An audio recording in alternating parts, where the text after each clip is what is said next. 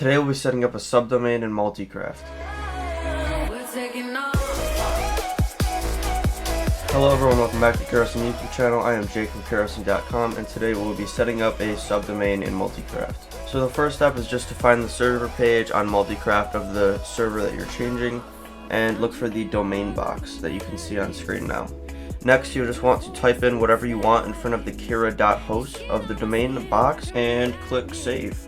That is all you have to do to set up a subdomain. Now, if you want to log into your server, you'll just use that domain instead of using the IP that you see above it on my screen. If you need further assistance, you can submit a ticket on the KyraHosting website. If you enjoyed this video or this video helped you, then you can leave it a like and sub for further videos. If you're looking to buy a server from KyraHosting, you can use the code KHYT on screen now. And I'll see you guys in the next video.